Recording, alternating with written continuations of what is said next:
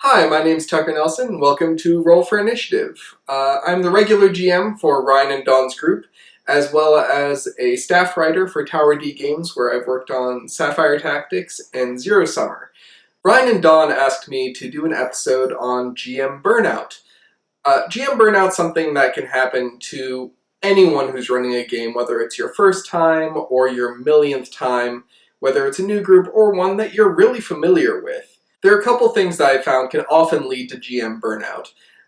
One of the most common ones is going to be that you have a really bad session. Anything can cause this session. It might be everyone's just in a bad mood that day. It might be that someone was really tired. It might be, as it was in our case, we made a really bad decision about where to go to lunch, and when we came back, it wasn't good.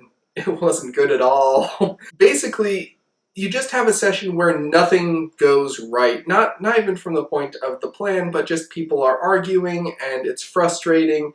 And at the end of the session, you wonder if really people are having fun anymore and if it's worth continuing with the game. Something to keep in mind if this happens is that the more you GM, eventually you're gonna hit one of these sessions sooner or later. It's just a matter of time, law of averages, roll of the dice. Sooner or later you're gonna get a 1. That doesn't mean that you're not any good at running games. It doesn't mean that your player group isn't working anymore.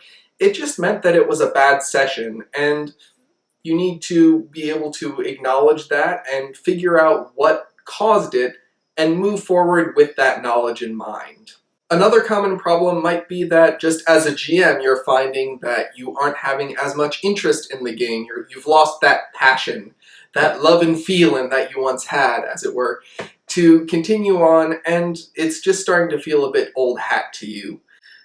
Something that I've often found causes this is if you've got other games on your mind. If you've got something not even necessarily that you want to run, but that you want to play in, that you've heard people talking about, that's been taking up a lot of mental real estate for you, and that's just where all of your mental energy has been going lately. So it's important to keep in mind that this is something that you currently are working on and you're in charge of, and it's important to make sure that it is receiving the amount of attention and time that it needs to grow. If you find this happening, something that I found is really helpful is try to go back to some of the songs or movies or books that you were reading that first were getting you excited for the game that you were running in the first place. Revisit the things that originally sparked the ideas for the game in your mind, and that way you can try to find what it was that originally got you started. Another cause for GM burnout can be the inverse of that. You found that, or you think that, your players are starting to disengage. One or more of them for a couple sessions in a row just don't seem as interested or engaged. Maybe they're on their phones a lot, maybe they just sort of give the bare minimum response whenever someone has a question, or just aren't even trying to roleplay anymore and have just dropped into, my character does this, my character asks, why would you say that? And then immediately doesn't even seem to care what the answer is. If this happens, it's really important to talk to your players, generally in a one-on-one situation outside of the game, and make sure that they are actually enjoying the game. It's possible that they aren't anymore, and it's your job as a GM to figure out what happened. Has it been a couple sessions that have been very puzzle-heavy, and they just don't feel their character is very well suited to that, so they started to disengage at that point, and it just sort of spiraled out of control. Figuring out these things and talking to them gives you a better idea of how to move forward and re-engage the players, or maybe you're just misreading the situation and they're tired. That's just as likely. Just remember, it's entirely possible that they are enjoying the game, just in a different way than you would if you were playing in it.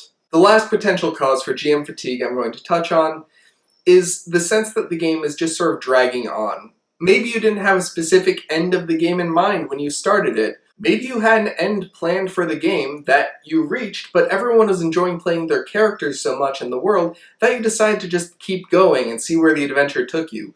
Or maybe you never had a planned ending to begin with. Either way, This is probably the hardest kind of GM fatigue to face because it doesn't have a simple answer. At the end of the day, it's knowing when the story is wrapped up, when it's gotten to the point where everyone has had all of the fun they can with the game, and unfortunately, it might be time to end it even if you don't have a nice bow to put on the top of it with a large grand encounter or something like that. Offer to run individual epilogues to the players if that would make them feel like they have some closure with their characters. But the point of gaming is to have fun with your friends, and if someone's not having fun, especially the person running the game, it's really time to reevaluate why you're doing it in the first place, and to make sure that you're doing it for the right reasons. Thank you for watching this episode of Roll for Initiative. If you're interested in a text-based post-apocalyptic Western game that I helped write for Tower D Games, check out Zero Summer at Story Nexus, and we'll see you next time at Roll for Initiative.